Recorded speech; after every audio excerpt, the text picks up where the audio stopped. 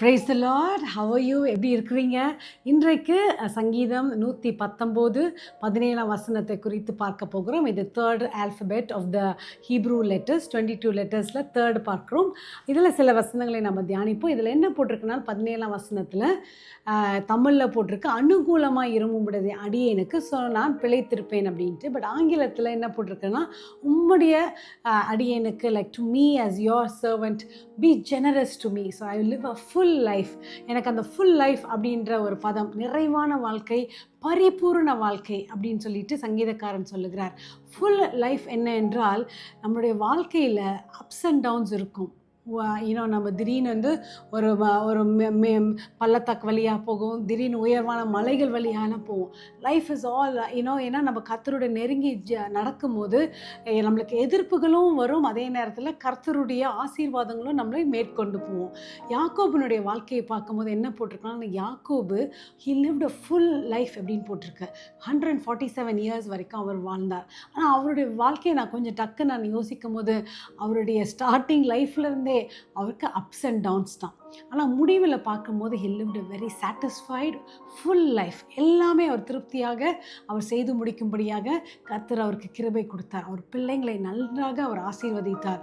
அவர் நல்ல ஒரு செழிப்பான கோஷன் அந்த இடத்துல உயர்வான பார்வோன் வந்து என்னை ஆசீர்வதிங்க அப்படின்னு சொல்கிற அளவுக்கு கர்த்தர் அவரை உயர்த்தினார். ஆனால் அவருடைய ஆரம்ப நாட்களிலும் பார்த்தா எல்லாருக்கும் தெரியும் எவ்வளவு அவர் கடினமான பாதை வழியாக வந்தார். ஆனால் அந்த கடினமான பாதையில் என்ன ஒரு அழகு என்றால், அதுலேயும் ஒரு நிறைவு காணப்பட்டது. அது எப்படின்னு சொன்னாக்கா, அவர் தனியாக ஓடிட்டு இருக்கிறாரா, அப்போது அவர் தரிசனத்தை பார்க்குறாரு. லாபானோட போயிட்டு அவர் வாழ்க்கையில் வந்து அவருடைய ஒர்க் ஜாபில் அவர் இருக்கும் போதும், அங்கே கஷ்டம் இருந்த போதும் he saw fullness of life.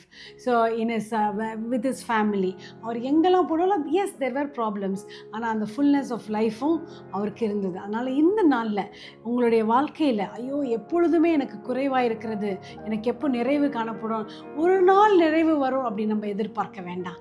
நம்ம வாழ்க்கை வாழ்ந்து கொண்டு இருக்கும் போதே அந்தந்த கட்டத்தில் as we are living, maybe you're working, maybe you're a student, whatever situation, maybe you just started something new, maybe உங்களுக்கு வந்து you are still waiting for your blessing, whatever it might be.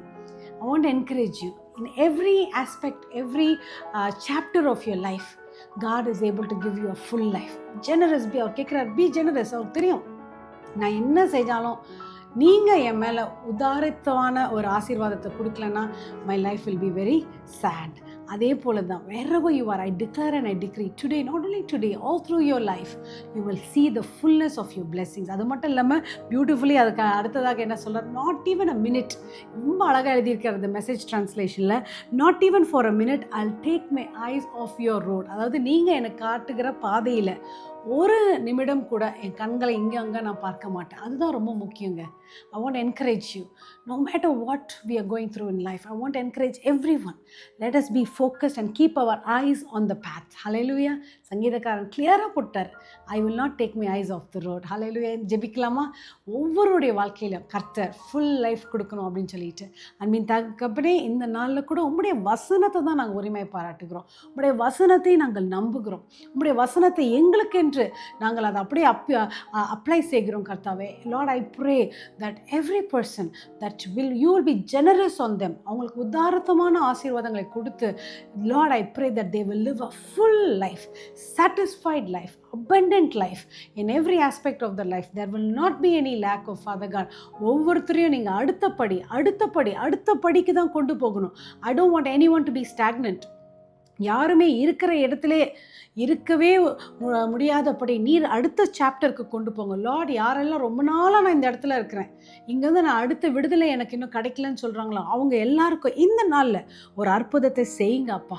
You do a miracle, whatever their need might be, let them move on to the next chapter of blessing of Father God. இந்த நாளை ஆசீர்வாதையும் பொறுப்பெடுத்து காத்துக்கொள்ளலாம். In Jesus' name we pray. Amen. Hallelujah.